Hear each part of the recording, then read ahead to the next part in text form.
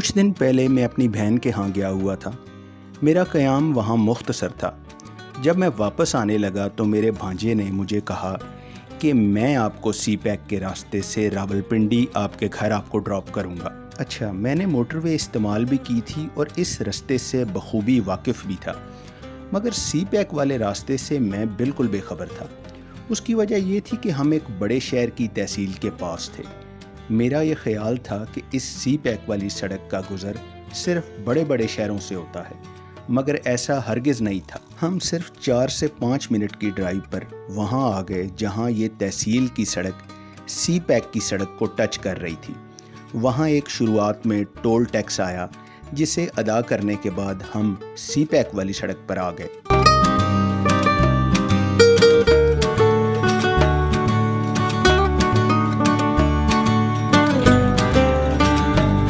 یہ راستہ موٹر وے والے راستے سے لمبا تھا، مگر میرے بھانجے کی خواہش تھی کہ آپ میرے ساتھ سفر کریں۔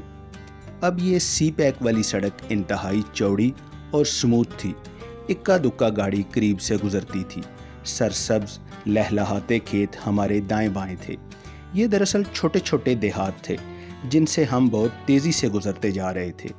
یہ سفر واقعی انتہائی شاندار سفر تھا۔ مجھے یہ بھی بتایا گیا کہ جب سی پیک والی سڑک ہم چھوڑیں گے تو موٹر وے والی سڑک پر ڈائریکٹ آ جائیں گے، اور یہ سڑک پشاور سے اسلام آباد کی طرف آ رہی تھی۔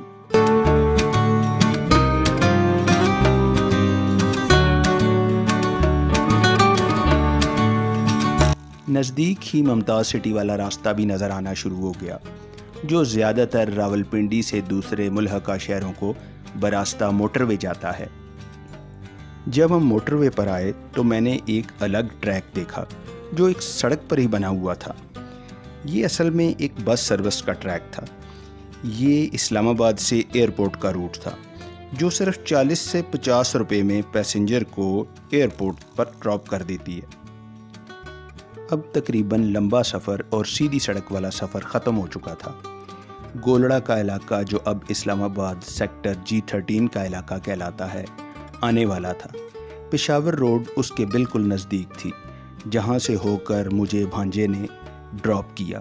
یہ سفر واقعی ایک دلچسپ سفر تھا۔